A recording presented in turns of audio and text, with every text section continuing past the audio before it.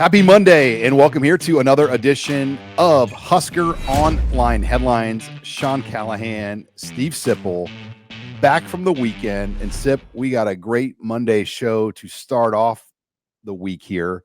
And let's get right to it. No small talk today. Let's get right to headline number one. Let's welcome in the head coach of Nebraska, Matt Rhule, joining us here on Husker Online Headlines. Coach, we appreciate you taking some time. I know the month of May for a head coach is a long month, but you've been able to get out and about a little bit. I saw you were at the Kansas Motor Speedway. You got to take in the WWE with Dylan and Emmett. You were at the Kentucky Derby earlier this month. Kind of how does a head coach keep busy over the month of May? This is really, as I look at it, this is really the time for head coaches to network, to go speak at different places.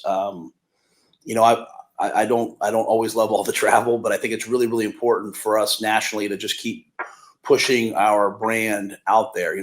Like yesterday we went down to Kansas City, Julie and I are, huge NASCAR fans to begin with. Right. So we were, for us, it's a fun thing. It's Mother's Day. I mean, what a wife I have. She'll go to NASCAR on Mother's Day.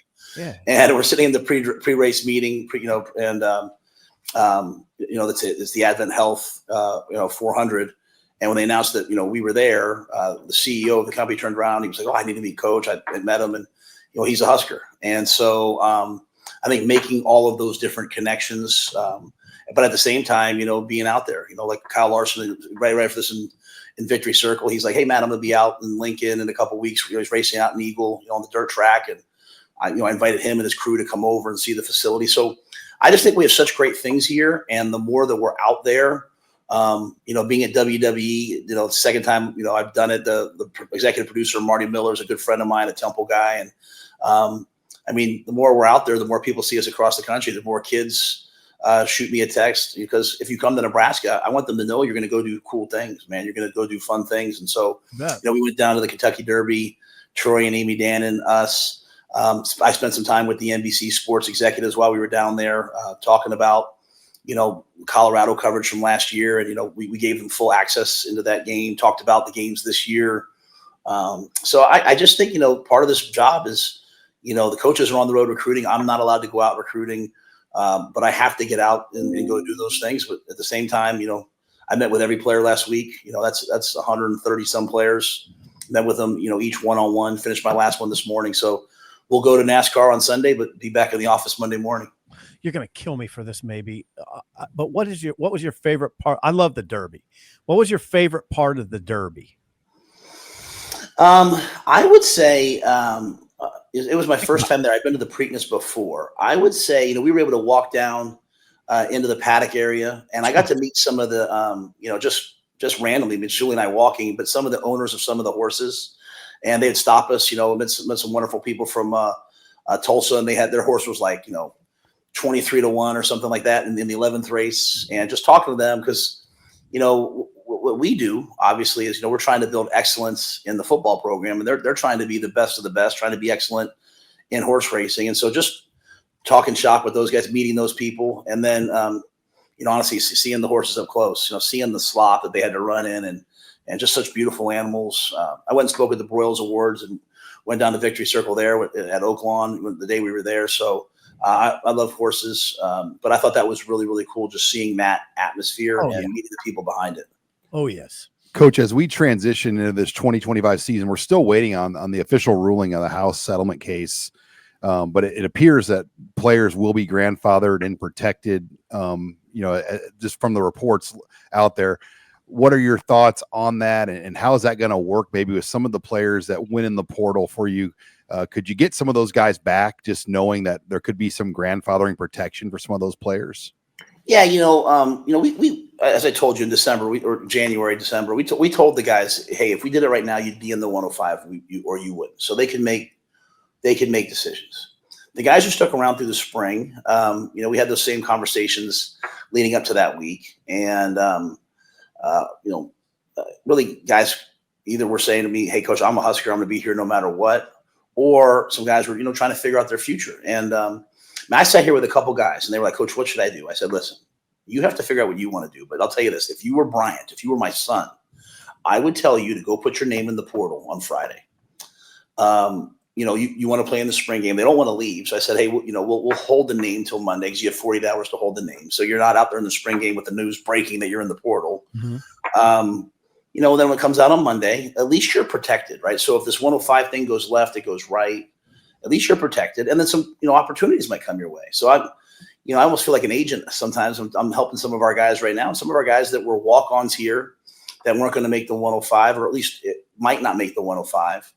They've had some opportunities, some scholarships, and some really cool things. And so, they didn't quit on us. The system kind of left them, hanging out to dry. So, but we also have guys, and I hope he'll forgive me. Like, I almost get a little emotional telling him. I told the story to a couple of people. Man, I had Jacob Randall sitting across the desk from me, and he's come so far physically. Like, he's done such a good job with his body. And, as we're having this conversation, what's the 105 going to hold? He said to me, he said, Coach, I would just ask that, if there's anybody that can't make the 105 and our careers are going to be over. And he said, I'm going to be here through camp. I will be here every day until you tell me that I'm not allowed to walk back in this building anymore. Wow. He said, but if you consider lettering us, for all that we've done, and we're going to lose our chance to someday letter. So, I've been coming to this building, and one of the great things of my life has always been seeing my dad's name downstairs on the letterman's wall, see his name on that brick. And I do everything that I do so that someday my kids can see the same thing.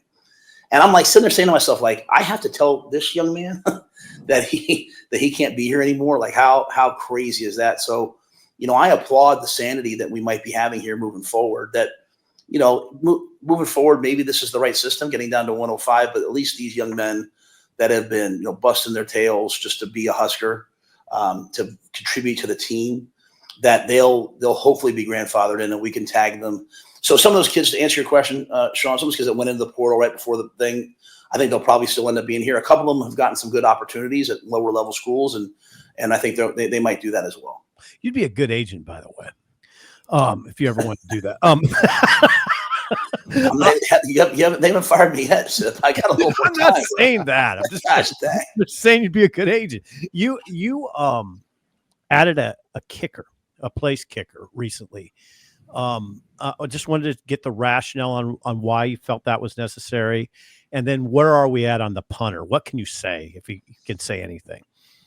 Yeah, you go back and look at last year, and, special teams obviously weren't at the level that we wanted them to be week in and week out. And, obviously, outside in the world, that it all goes towards coaches, it all goes towards scheme. But really a lot of our issues just sometimes we're just with the battery, we're with the snapper, punter, holder, kicker. Now, Brian Buschini did a wonderful job. I don't mean to include him in that, but, we had some turnover back and forth between two snappers.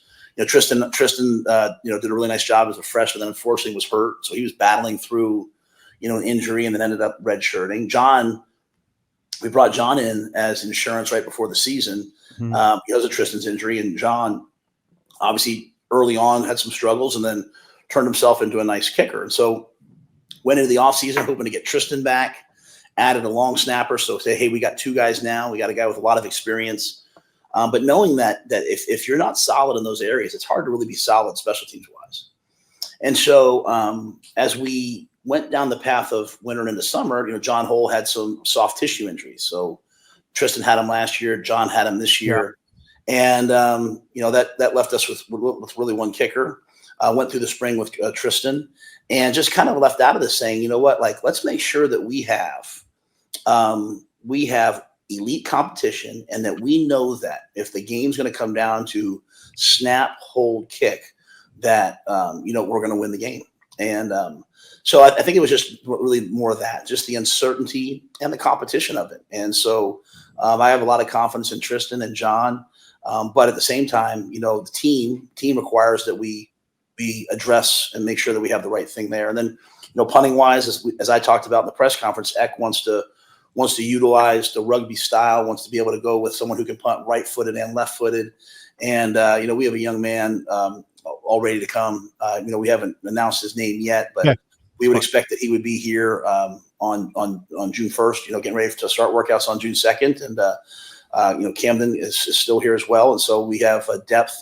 Johnny Huel can also punt. So we're trying to make this really a strength for us moving forward. Great. Thank you, Matt. Coach, when you assess just the spring portal overall, I mean, what were your thoughts on the depth and the quality of prospects available? And we know you at least talk to one running back. I mean, how serious did you get with maybe even trying to add a player or two in terms of what was available in the spring portal?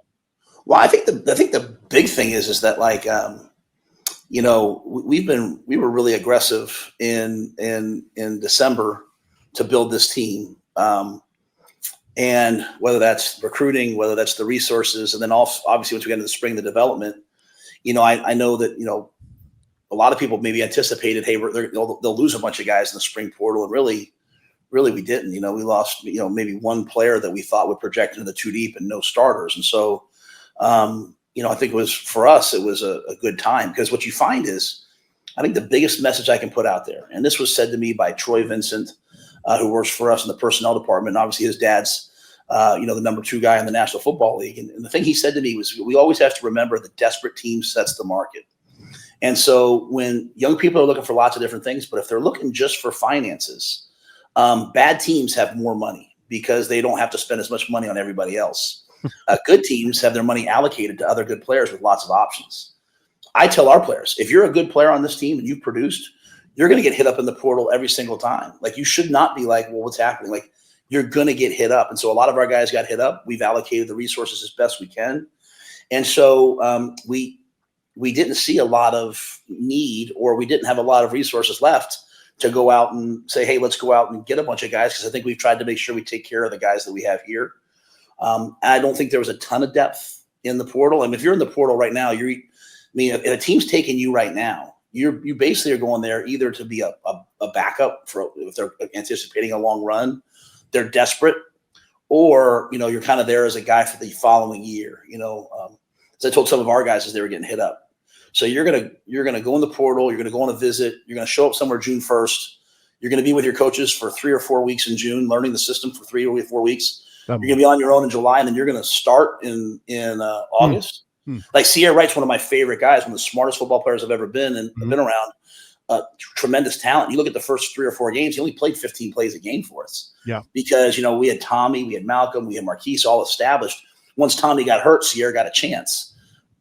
It's really hard to go in the portal right now somewhere and be a starter in August. And so we didn't see many guys. We saw one player that we thought had a chance really to come in and help. Emmett's RB number 1, but thought help in that group. But as the economics start to happen, we're not going to also hurt our team by paying someone an exorbitant amount, significantly more than the guys that they're not starting above. I mean, that just doesn't make sense. And so I'm never going to fault someone for having a chance to have, get paid really well. On this other part of that, and it's one thing that I've talked a lot about with local recruiting, we're not going to make promises to kids in this area that we can't live up to. There's people saying all kinds of things, and some of our guys left and went in the portal, and they've seen the ugly side of this business in the spring. They've been cut, they've been dropped, their careers are over, they've had to go to another school. So the thing with us is we're going to operate with our guys and the Nebraska kids. We're going to operate very carefully, so that while people might be disappointed, they can never say we lied. And that's, I think, that's something that makes us, have to operate with, maybe a little bit more consciously and conscientiously. And that, while that might frustrate sometimes, it's the best thing in the long run, because we do not want to do right by the kids that we bring in from this area. So you got your team. It's settled pretty much. It looks like a program that's on the trajectory where we need to start kind of paying attention to this playoff talk. I don't know to what extent you pay attention to it, but what is best for Nebraska in your opinion? Is it 12, 14, 16? Does it matter? Oh, the more spots, the better, man. Make that thing 40 and let's go. I mean, I think, again, you're talking about a league there. Again, we play 9 conference games where some others play 8. So I think that puts you at an automatic distance. Like, you look at 2 years ago, we're 5-7, right?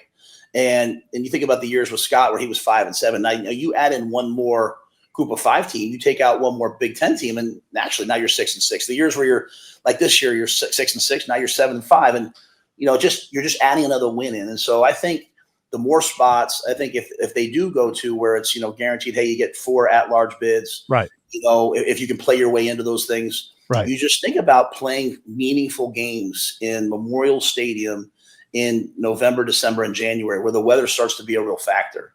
Every time we play UCLA or USC, the first thing I do is say, "Hey, where is it? When is it?" Like, I want it to be as cold as possible. Now they're smart. They play each other at the end of the year, and sometimes the week before the final week, so they're kind of protected from some cold weather games. But as we start thinking about the college football playoff, like, yeah, I want to play those games. I want to play those games in the Midwest, in the Northeast, in the North. I want to play them in cold areas to help the Big Ten. So the more spots, the better. We're playing in a really, really tough league. We're playing really, really good teams. And you know what? If you play in this league, you deserve a chance to, get to the postseason and see what you can do. Coach, on June 1st, you guys will roll into camps. And one of the new camps you've added this year is a 7-on-7 event. We've seen events like this in the past at Nebraska, but just from the sounds of it, this one has a chance to be different and pretty elite. I mean, what can you tell us about the 7-on-7 event you've got scheduled in June? Yeah. So last year I said to myself, like, what's the number one thing that we have to overcome? And it's been people from outlying areas not knowing how great this place is. Okay. Not knowing how great the facilities are, not knowing how great the campus is, not knowing how great Lincoln is, and not knowing how great Omaha, Lincoln, the airport, how easy. They just don't know. And so they come in with one vision and they leave with another. I was talking to, one of the top receivers in the country. I was talking to his mom when she was here. She was like, "Coach, like, you told me, but I had to see it. Now I've seen it. Like, I can't believe how nice this is." I said to her, now imagine 3, 4, or 5 years of getting kids like your son here to visit. Hopefully you come great. If not, you don't, you go somewhere else, but you're always going back telling people about Nebraska. Once people know what this is like, it's going to take off. And I said, so the Colorado game on national TV, how big that is. Those opportunities where they see what's here. So we said to ourselves, how can we do some more stuff like this? We have our camps. We've really amplified the camps. Like, we're already at the numbers that we can, hold for this year's camps. Good. But really, talking to Adidas, trying to get Adidas teams, trying to get a big time national 7-on-7. And it's not for this year's recruiting class. It's for the 27s. It's for the 28s. Okay. It's for the buzz that's out there. And so, we're going to have some high profile teams, some high profile players. But I think the biggest thing is just opening the doors to Lincoln to people, opening the doors to our campus to people, and open the doors to the facility to people. And then we're working on some other things like a summit, utilizing some of the great, there's some amazing sports brands here in town. And so you go all across the country, you tell them that, hey, Open Door started here. You tell them that Huddle's here. Like, they're just blown away. So just trying to do some things in different areas to get people to come visit, to come see how great this is, go out and spread the gospel, and, get a couple kids that, that it fits. This was, whose idea was this? Probably a little bit everybody's. In my mind, it was my idea, which means it was probably like Avery or Keith or But I mean, once something said to me, I'm like, yeah, we're doing that. But I mean, it's taken a lot of work. Like EJ Barthel, I kind of tasked him. I kind of tasked Susan. I kind of tasked Ed Foley, who's been doing a lot of our camp stuff. I kind of tasked those guys, like, hey, just figure out a way to get this done. Work with all the people to get this set up on a date that works. And that's going to be a busy weekend. We have an official visit. We have this elite 7-on-7 that's happening, but it'll be well worth it. Matt, I'm always interested in this. It kind of goes back to my beat writer days. Actually, I always want to know what's going on in the building over there. It's hard to know when you're not around. What's June? What's the month of June like when you start June 1st or start whatever you want with the conversation? What is the expectations of your guys? And what are the expectations of Dylan, the quarterback? So you're saying from a player perspective? Yeah, mainly from a player. Yeah, mainly from a player. I was gonna say like for the staff and coaches, like, you ever seen like when they torture people, they play the hood on their head and they play the hard heavy metal. Like, yeah. June is the craziest 23 days of the year for football for the staff, and not for me, for the staff, because it's like recruiting, player development, camps, and we refuse to slack anything off. Like, you're not going to come to our camp and get coached by the third tight end coach. You're going to get coached by Sam. You're going to get coached by Donnie. So we take our camps very seriously. For our players, it's a ton of lifting and running. So the focus of lifting in the off season starts to move into a little bit more running now. And then we'll do 3 football skill specific / walkthrough type stuff. So the rules are different now. So we'll do 3 OTA style workouts a week that are within rules. Okay. That'll be somewhat new for us. We've done a smaller version. We'll amplify it this year. And we'll do that really for the first 3 weeks. Then it goes dead on June 23rd. We might do it for 2 more days that week. Okay. And then I'll cut the coaches loose. And I've always wanted the coaches to be away for the month of July. Okay. I think it's good for them, but I think it's even better for the players. And, what's happened is we have a group of guys that have said, hey, I'm going to take on a leadership role. And I know Dylan in one press conference, I think he acknowledged some of those names. But what they've asked me is, they came into me with a plan. And I just told them, I said, I don't want to hear about your plan. Just do it. And just some peer accountability, just some, not just doing what's required, doing what's unrequired, doing extra, getting together as a team. So they'll do all the football stuff. It'll all be voluntary in July. And it won't be voluntary where, you got a coach out there with a script, making sure they volunteered. It's going to be on them. And if they want to have a great team, then they'll have a great July. If they want to have a good team, they'll have a good July, so on and so forth. So, but I always felt like when I walked in the first day of training camp and they hadn't seen me and they were happy to see me, I was like, okay, we had a good July, right? Like, I've been away. So June is structured. It's a lot around us, development, class, but also the football. And then when we're done teaching for 3 weeks, 3 weeks and 2 days, then July will be their time to take it to another level. Great. Thank you. Well, Coach, did you get a chance to peek at Arrowhead Stadium this weekend at all when you were down in Kansas City? No, but Haven was there. Haven Fields, our sport administrator, for football. I think deputy athletic director, if I say that right, but he was down there doing a site visit, and so right at the end of spring, right when the portal first opened up, and I showed that picture and I said, you know what, all these people are going to enter into all your lives. All these distractions are going to enter into our lives. But when I go to bed at night and when I wake up in the morning, I see this picture. It was really just a picture from the press box of the field. It had, the turf was being laid or fixed. So it was like partially done, partially not. And it's kind of like our team, right? Like we can see where we're headed, but we're not done yet. So I'm excited for it. And I was really excited. I met some people from, the legislature there. I met some influential people in sports there in Kansas and Kansas City. Saw some people from the Chiefs while I was down there. So I think people in that area are really excited that we're coming down. We're recruiting that area at a really high level. Rob Dvorak, Coach Mosey's done an amazing job.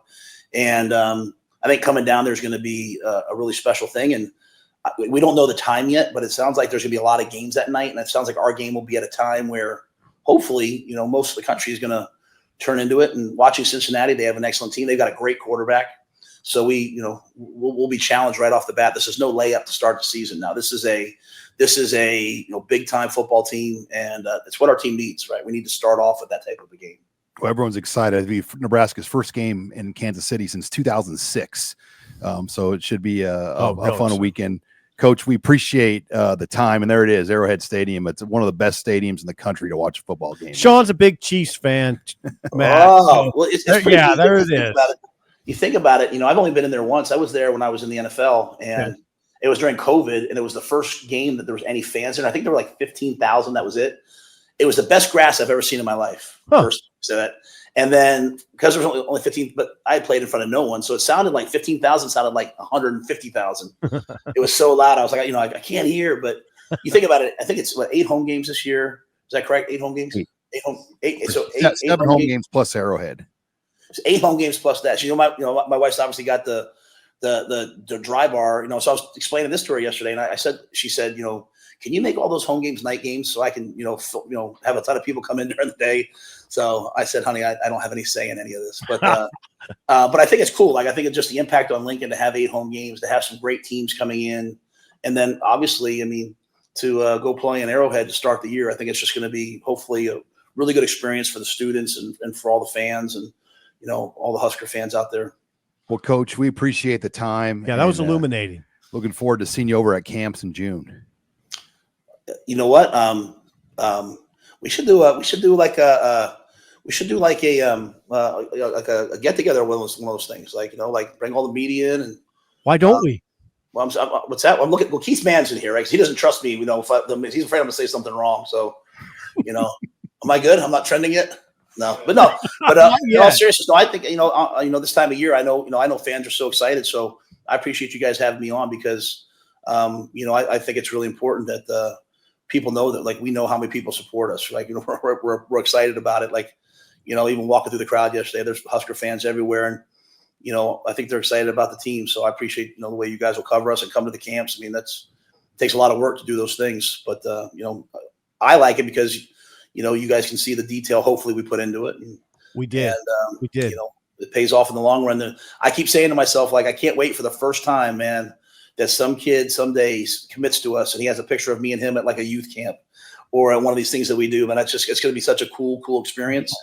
One of the big recruits we brought in from Texas, he had a picture, he's like 6'5", 330 pounds. He had a picture of him and I at Baylor at our youth camp there when he was like 5'5".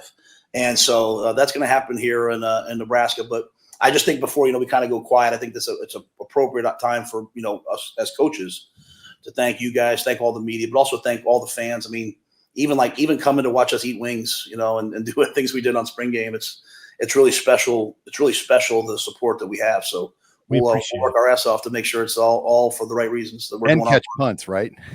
What's that? I said and catch punts. You couldn't have paid me to go out there and catch that. Like, just remember this. I'm the one who said, hey, I want to do this for Sipple. I said, Sip, I want you to go out there and catch it. I couldn't even find him on the field. I yelled for Sam. But Sean, you were the man in the arena. You went out there, bro. I misjudged. I got the second one, but your social media people sure had fun. You're not yours. Let's not say yours. That was not Husker football. That was Huskers. That was not Husker football. I would never, ever, ever, ever do that because I don't think I could catch the punt. You notice I paid Eck to I had Eck do the 225. You guys, so a couple of players were like, "Coach, jump in." I was like, "Are you kidding me? That bar could trap me and roll up on my neck, and I'd go viral." Matt Rhule died today on a bench press. So hold on, you're 50. I'm 58 years old. I mean, you think about when you're 58. Would you go out there? You're not going out. I wouldn't go out there at 50. My job's to call you guys out to go. And Sean went. So thank you, Sean. Thanks for going out. Well, hey, Coach, thank you very much. You. And I'm sure we'll see you soon. Appreciate the time, Coach Rhule. Thank you, Matt. Thank you. All right. Thanks again to Nebraska head coach Matt Rhule. Before we get into some of the interview, brought to you by Huel Energy Drink here on the HuskerOnline Headlines. If you've not tried Huel, it is everything you need in one bottle, provides energy, almost serves as a meal in a lot of respects, gives you all the vitamins, everything you need. Comes in multiple different ways. You can get it in a powder or ready to go bottles of different flavors. Lots of good flavors of Huel Energy Drink. If you've never tried Huel, we've got a great deal. You're going to get 15% off plus a free gift as a new customer. All you have to do is use the promo code Husker at Huel.com. Again, that's promo code Husker at Huel.com to get 15% off and a free gift as well. Thanks to Huel for sponsoring us here on Husker on the Headlines. But let's get into where do you want to start? Well, there's a lot there. How many columns do you think I got out of that? I could just see your mind. Probably 3. Right. Good. You're smart, Sean. You have. I saw about 3 things for you there. I think the immediate one, there was a lot of interesting discussion. I thought the kicker punter discussion was illuminating in that they have their punter. Don't want to say the name because he's still a free agent. Yeah, because you can't do that in this day and age. You can't put the name out. Do you understand why? Right? Yeah, because there's people like, let's just use a name, Bill Belichick. Yeah. And he's got Mike Lombardi, a $1.something million GM. And if you give them any kind of clues, they're going to maybe try to say, hey, let's see if we can buy this guy. Right. So I respect, listen, I know we're in this new era, right? And some fans might say, you guys, it's your job to get that name. No, I mean, not really. I mean, okay. Thinking out loud, isn't it okay just to know they have a guy and we're going to find out in a month or less? Let's put it this way. If the kid himself hasn't shared it or Nebraska hasn't shared it, they don't want to share it because the climate we're in, and I totally respect that. Right. That's what it is. And we saw how important it is last year, special teams. Right. in the Big Ten Conference. So the bottom line is they got their guy. We're about 2 weeks away, 2.5 weeks away from knowing who the punter is. And it's done. They know they've got it all set up. Kyle Cunanan, the reason we knew his name is because he signed paperwork. He was a transfer portal player. Right. So Kyle Cunanan, and then Matt kind of addressed that too, and that it was kind of assurance, right? Or definitely it was, we have to have that part of the game taken care of, snap, hold, kick, because games are going to come down to that. And so, that's Matt taking care of business in that regard. And Cunanan to me represents more competition. He's going to have a great chance to be the starting kicker is what I want to say. Right. I would say at minimum kickoffs, because with two of your other guys coming off of soft tissue injuries, John Huel and Alvano, I had a former Husker kicker tell me this immediately. He's like, you can't risk that. Like, that's an injury waiting to happen for those two guys, because a kickoff, it's a full swing, and you're trying to kill the ball as far as you can.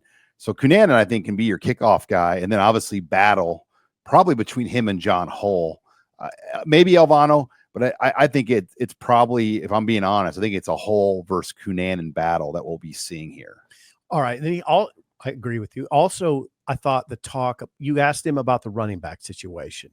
That sounded to me, boiling down Matt's answer, it just sounded like a decision based on economics. Am I wrong? Right. They were not essentially going to pay Shamar Brown more than Emmett Johnson. Right. And I think to beat Miami or beat Cal, the teams that were involved, it was probably going to take a number that was going to almost be more than you're paying your current starter. Right. And if you're trying to run like a clean operation, budget wise, those are the types of things that can get you in trouble. Right. And it gets to be a budget discussion too. It's possible they had the money, but you don't necessarily.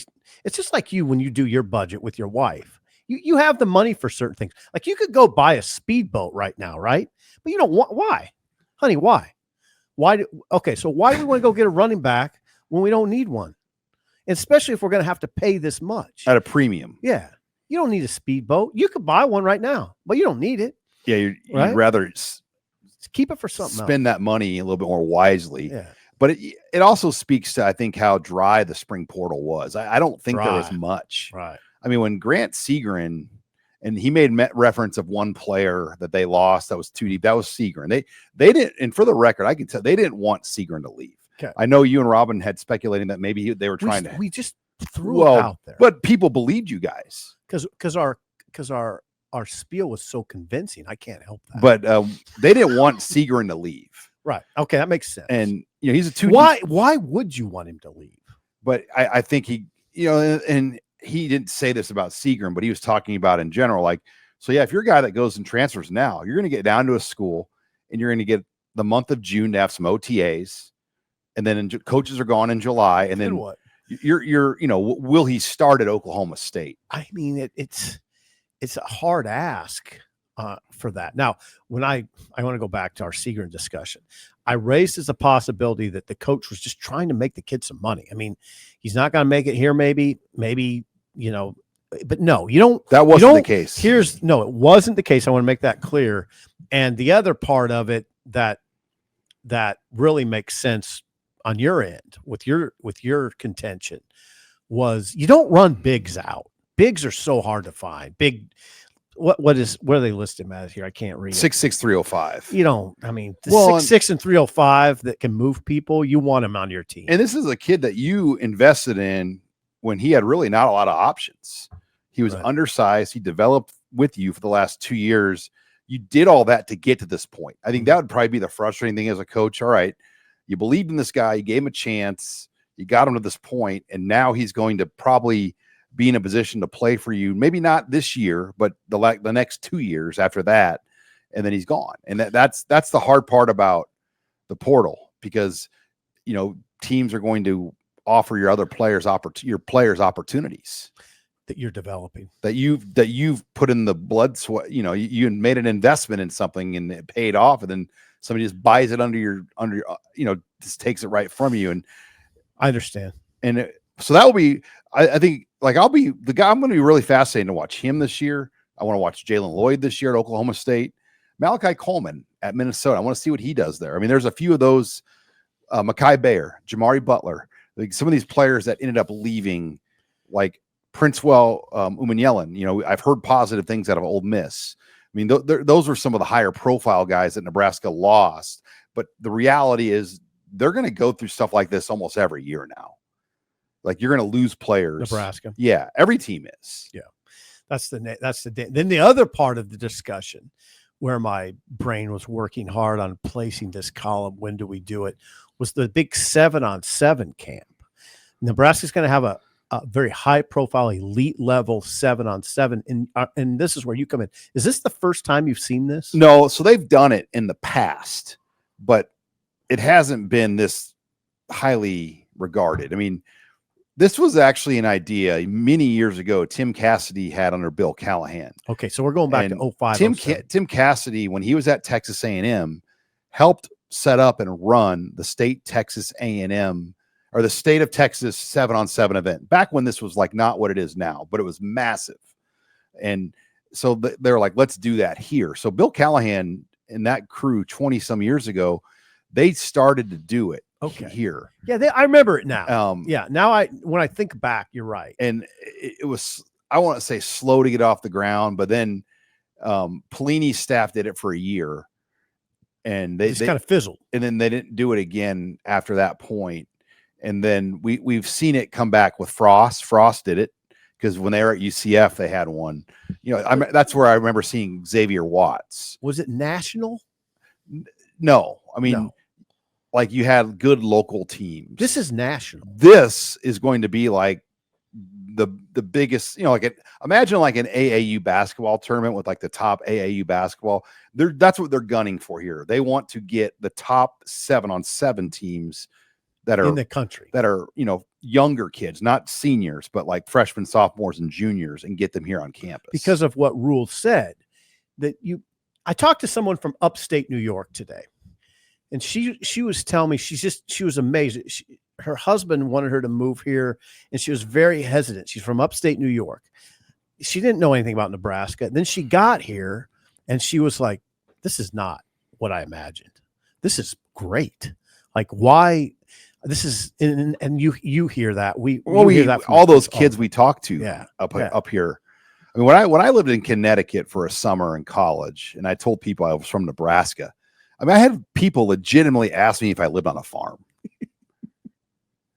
No. And I'm like, guys, I live in a bigger city than this right here where I'm at. Like, in stores. Yeah. It's like, they were just like, oh, you must live on a farm. I'm like, no, we don't.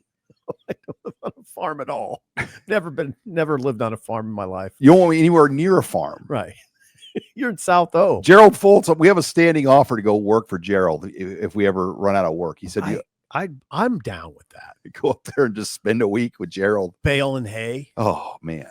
Snipping up. Yeah, there's things you can do. But yeah, I want to make sure anything else that we want to hit on here from Rhule. I'm just looking over my notes. I mean, the Arrowhead Stadium thing, I'm just so excited. I don't think you're a Chiefs fan. Well, how cool that's going to be. You love that. That stuff. Nebraska is going to fill an NFL stadium, not 3 hours away from here. That'll be fun. What else? There was a lot. He did a good job. This might be 4 columns actually, because he did a great job explaining June. Yeah, so they've changed. I didn't know this, but now they used to only get 2 practices. Now they get 3. Okay. So that's even more. And we've been over 3 a week. 3 a week, and yes. it used to be 2. Right. And we've been over there when they're doing it. And I mean, it's like a practice. The players are in jerseys, and I mean, right. Remember last year, Tony White made sure we were out of the building before they started. I mean, we were over there for a camp. That's what I like to impart on the average fan, that they have no idea. In June, there is stuff going on. It's real football. Yeah, it's real football. So Matt was talking about how, okay, you have that. I mean, you're coaching your team 3 times a week, practices, and then what else? You have all these camps. Lifting, running, camps, recruiting visits. Oh, God.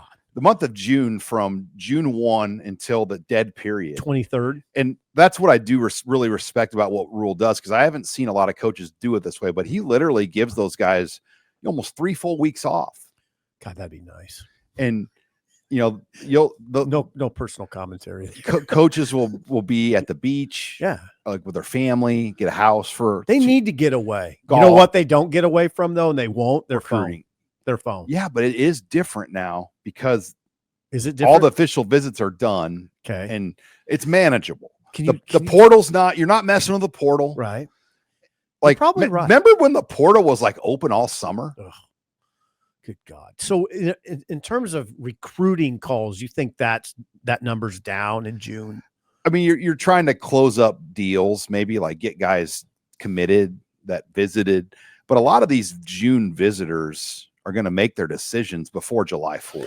It's a big, and let's face it, this is June's big for our website. If you're thinking about joining, June's big. It's big for Brian. Sounds like we've negotiated a coach's social too. I think we might have, but I'm looking forward to June, and that was a lot. We got a lot out of that interview. God bless. All right, before we take it to headline number 3, excuse me. The segment brought to you by Mando. And speaking of the month of June, I'm around Steve Sipple a lot in June, and it's hot. We're at football camps. It's kind of fun though, right? We won't be in Texas like we've been in the past couple Junes, where it was 100 degrees and you're sweating. But God bless Mando. I mean, it's built for days like that in the month of June.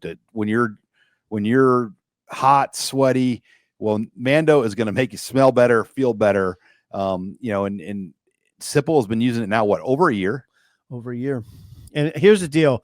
We have people weighing in on Twitter. There's a fellow named Colton who's been tweeting at me.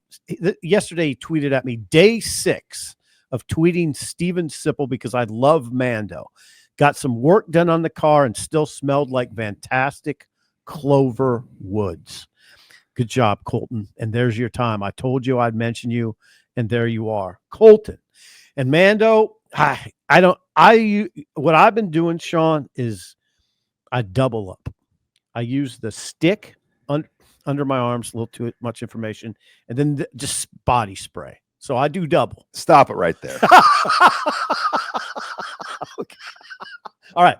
There you go. But we got a great promo. If you've never tried Mando, we're going to give you the Mando starter pack, and it's loaded. You get a lot of things in the Mando starter pack. It's all you need. It's already discounted. So you're going to get a stick of deodorant, a spray deodorant, a body wash, facial. There's 4 different choices plus the free wipes. You're going to get all this for $35 with free shipping. So we're going to take $5 off the $40 discounted price. You'll get it for $35. Then you get free shipping on top of that. It's 40% off everything right there from what you do buying it individually. The promo code is Husker. It's at shopmando.com. Use the promo code Husker to get everything in that Mando starter pack for $35 free shipping. Thanks to Mando for sponsoring us here on Husker Online Headlines. Okay, headline number 3. There's one last step before liquor arrival in Memorial Stadium at the University of Nebraska. And it's kind of a formality at this point, but a week from today, the university will publicly present and get its liquor license from the Liquor Control Board and the Lincoln City Council. And if you go over to the Devaney Center in the Hendricks building, there's actually like a notice. Oh, that's it right there. Of the upcoming hearing. And it's funny. I go over just to take my daughter to swimming practice, and you still see stuff that you're like, oh, this is interesting to me. I'm going to take a picture of this. Liquor license application pending. Why'd they put that up there? It must be part of the process. They have to have that up. Now, Nebraska did just recently host that big silent auction dinner in the Devaney Center. Okay. But yeah, they are applying to get the liquor license. And, why is it significant? Well, there's 18 teams in the Big Ten. This year, Northwestern and Wisconsin were teams 16 and 17 to have beer available for sale in their stadium and alcohol. I don't know about, alcohol in general. Well, Nebraska will be the 18th and final team. It's time. I'm just trying to think. Now, I'm sure there's people that still push back, but you just don't have much ground to stand on when everybody else is doing it. Then what? Then what do you say? Well, we don't have to be like everybody else. My position on it is when I go into a stadium, I don't even notice it. I guess I would notice if it wasn't there, but I don't. What I'm telling you is I don't regard it as a big part of the fan experience. It's just part of the fan experience. The nature of, like, say, going to a basketball game is you might be able to have 2 beers. One when you get to your seat and maybe one at halftime. Right. If you want to go more than that, it's a lot of work. You got to get up and down and go up. I mean, it's not like, and that's football is going to be like that too. It's not like every 15 minutes you're going to walk down and get a new beer. I mean, no. So what I want to say, I just want to make this distinction.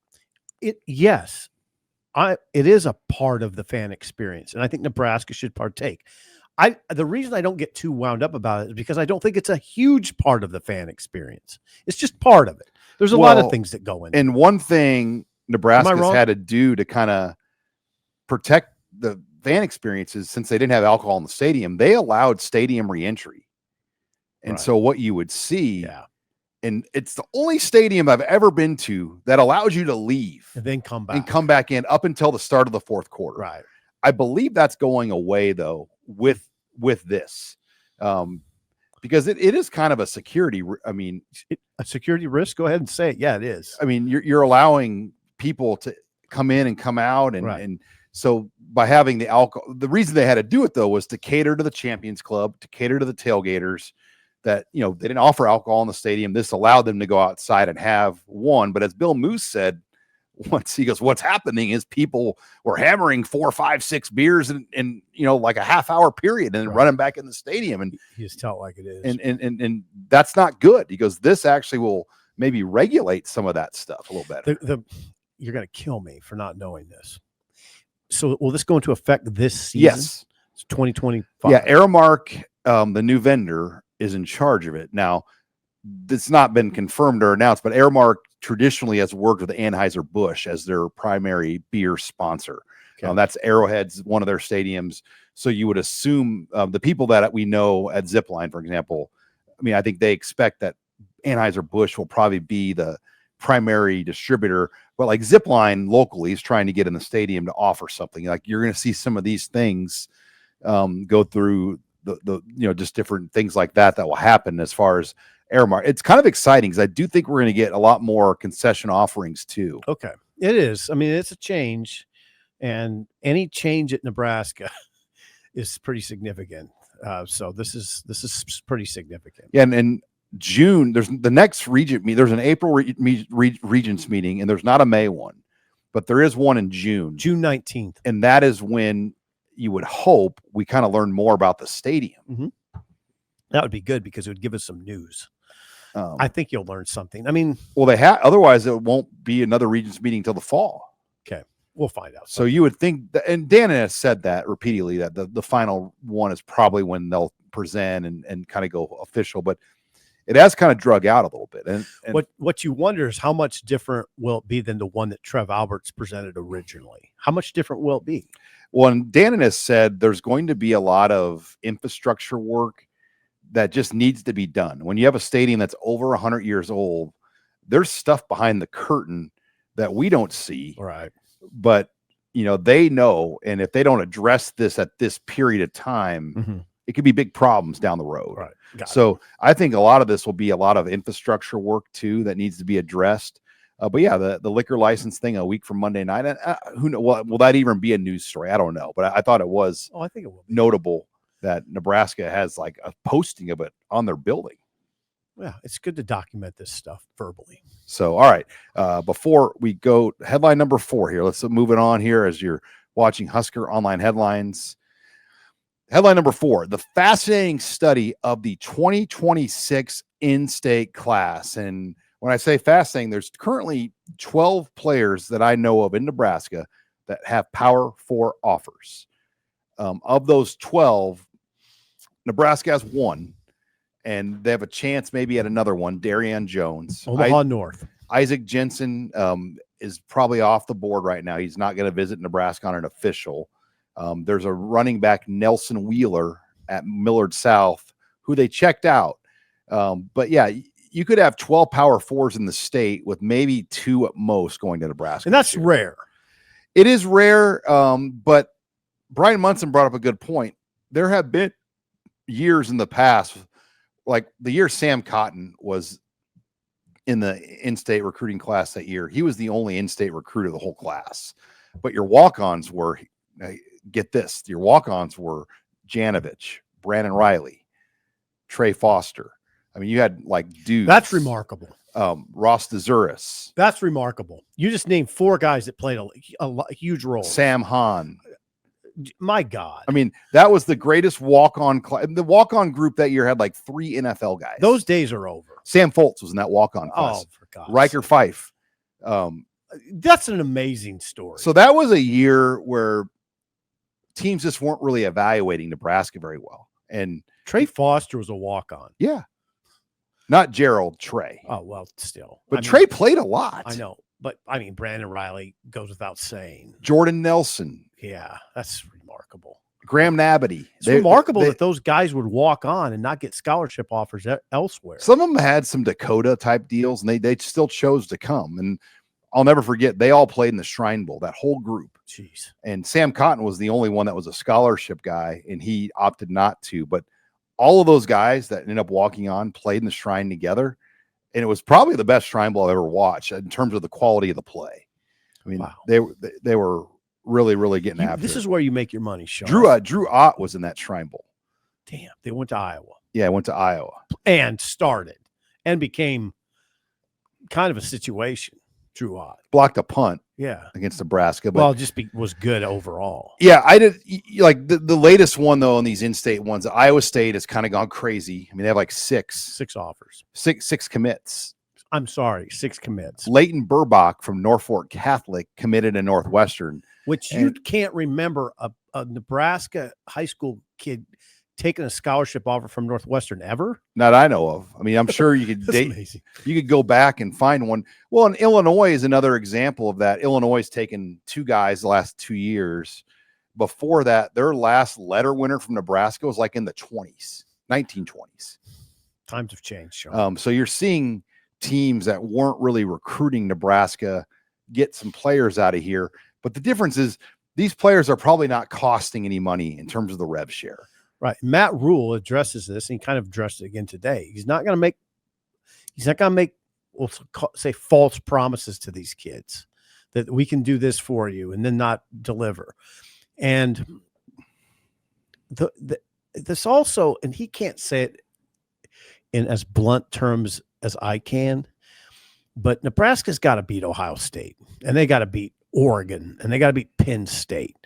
And you have to be very selective about who you're taking, or you're trying to beat them as an underdog all the time. Is that, is that a mischaracterization? And you might win some of those games like 1 out of 4. Right. But that's not what you're gunning for at Nebraska. I like what Rhule's doing. I like his mindset.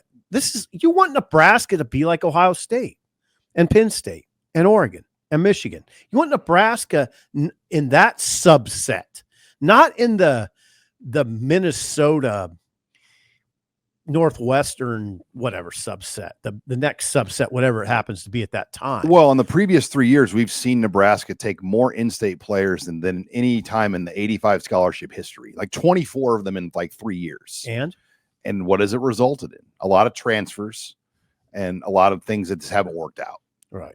So there's so much is changing, and the league changed. Nebraska, the league's better. You need more developed talent. That's the battle you fight here. You can't sit around and just kind of wait, because they did that with one of these guys, and he just left to go to Oklahoma State. Right. Exactly. It's a different world, and I understand where Rhule's coming from on this completely. So Leighton Burbach to Northwestern, and they've had a couple walk-ons over the last 20 years from Nebraska, but no scholarship guys I know of.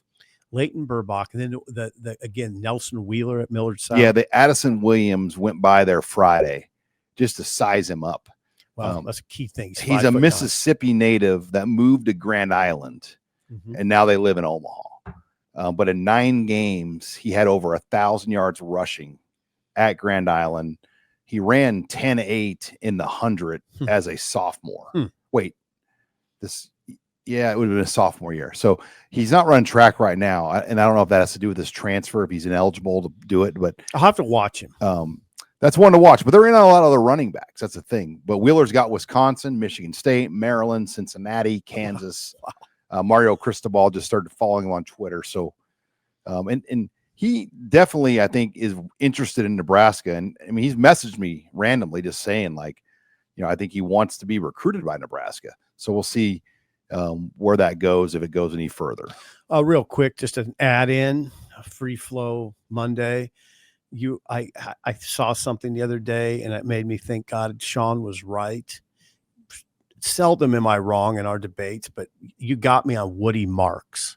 I kind of played down Woody Marks, the USC running back. Lo and behold, drafted, I think, in the 4th round. Never would have guessed it. You were saying, Sipple, come on, this guy's good. He might have been the best. Well, the Ohio State backs, Nebraska shut down. Woody Marks was good. But Woody Marks was right up there with the best backs they had seen all year. I was pouring cold water on it. And I want to say Damon Benning even said he thought he was the best back Nebraska played all year. Yeah, and I think he went in the 4th. Hey, for people in the comments, I'm going off the top of my head, but I think he went in the 4th round. Well, and both the Ohio State backs got drafted. Yeah.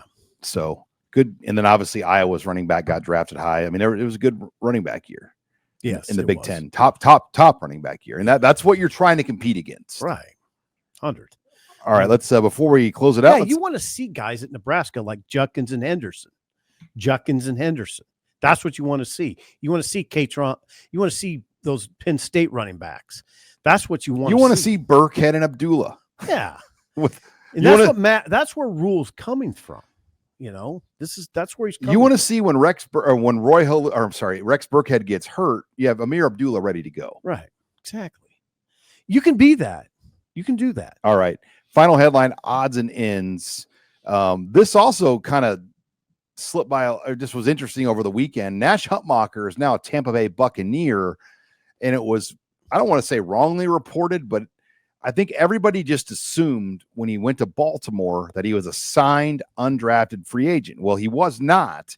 He went to the Ravens as a rookie mini camp invite, which is a tryout. There's a huge distinction. So if you sign a deal, you can only be one of 15 people a team signs. And those 15 people are a part of the organization, training camp, the offseason. And they're on the roster. So Nash Hutmacher now is a signed member of the Tampa Bay Buccaneers, and his time in Baltimore was a weekend essentially. Right. So that's a good deal for him. But yeah, it was. But Sean, honestly, I don't think a lot of people make the distinction that you made. They see it all as one, and it's not. One is definitely better than the other. Like Tommy Hill is just a tryout. Yeah. I mean, with the Vikings. You're a big time long shot. Now, you're like a 1 in 50 at that point. Yeah, maybe not even. Yeah. I mean, it's really, really hard to make it on a mini camp invite tryout. There's been some over the years, but not many. Mm-hmm. But Nash Hutmacher will join Johnny Bullock, who's in Tampa, on that roster, and then Ben Scott. Yeah, I was going to say Ben Scott. So 3 Huskers in Tampa, and their GM, Jason Licht, is from Fremont. Yeah. He's good. I mean, legit Fremont dude too. I think the parents, if they're living, I think they still live there. He probably went to the Wooden Windmill one time in his life. I bet he did. I've talked to Jason before. Oh, Jason was a defensive lineman for Nebraska for a spell, and then transferred to Wesleyan. The Wooden Windmill, by the way, is no longer. Sip and I did an event. No longer. What's a liquor store there now? Why don't I know stuff like that? Well, we don't do our speeches there anymore. They don't have the restaurant anymore. No, the restaurant's gone. We did our speeches at the Wooden Windmill for probably 10 years. God, that was good too. Great place. Is this a recent development? Yeah. I mean, that's why we've not been there. No, but did it change over to just a liquor store recently, or is that like years? Well, it sat empty. Then it became a liquor store, a big liquor store, the whole thing. I'll be damned. Oh, it's gigantic liquor store then. Yeah. So they used to have a little convenient, but yeah, we did our deals in Fremont at the Wooden Windmill for a long time. Now we're at the Eagles Club. Yep. So, all right, keeping odds and ends moving on. We love the Eagles Club. Baseball. gets 2 out of 3 from Michigan. Had a chance for the sweep on Sunday. It was tied late. They kind of had a disastrous 8th inning that allowed Michigan to get 2 runs and win 3-1, but still a great weekend. Nebraska baseball has now won 6 of their 7 weekend series. Their only weekend series they've dropped in that 7-week span is Iowa, who took 2 of 3. Nebraska's not sweeping people, but they've won 6 of 7 series now. That's a lot. There's a lot to be said for that. And remember, this is a team that started out 2-7 in the Big Ten, but it should be noted they had to play USC and UCLA and Washington, 3 of the top 5 teams out of the gates. Yeah, I don't want to get into the habit of being an apologist. We get that tag. They've lost their Friday pitcher, the Big Ten pitcher of the year. Don't apologize. I'm not when you lose your ace pitcher, yeah, that's your Friday game every Friday. Who's the Dodgers ace? Well, Yamamoto right now. Did you lose him? Kenta Yamamoto. Oh, I mean, they have several, but not a good comparison. Nebraska did lose him. Mason McConaughey. Yes, Mason McConaughey was huge. Then, by the way, they're on their 3rd Friday starter because they dropped Will Walsh out of the rotation, and now Walsh pitched really well this weekend. By the way, out of the pen, the big heat. I don't like to use the word hero except for war references. The big star this weekend was Case Sanderson. Case Sanderson hit the walk-off home run, 3-run ding dong against Michigan on Saturday to take the 2nd game. How about Tracy Smith getting tossed? Tracy Smith, the coach. Oh, the coach. Then had to make that long walk through the crowd. Yeah, that's not easy. I've seen it happen over there. See, because the opponent's on the first base line, and they got to walk clear out to left field. So they have to walk by the left, all those stands. I've seen it. That can be ugly.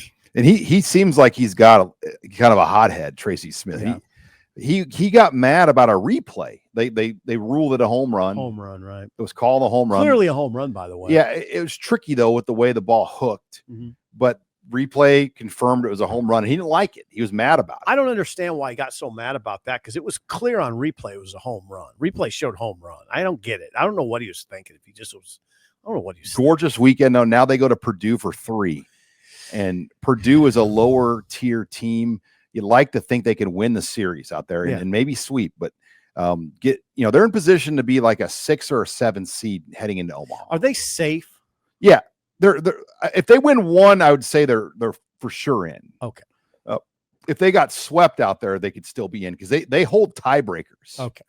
Like they hold series tiebreakers. And we shouldn't take for granted people know what we're talking about. When we say in, we mean Big 10 tournament. So they're going to do this 4-pod deal where there's 4 pods of 3 teams. Single limb. Double elimination. Well, you play 3 teams. You have a pod of 3 teams. I was told it was single. How do you do single elimination when each pod is 3 teams? And then the winning team in the pods go to the semifinals, and then there's the championship game. So there's 4 the best team only has to play 1 game. Then I don't know. No, I think it's a little pool. Okay, maybe in the future they're going to single limb. How do you do that with 3?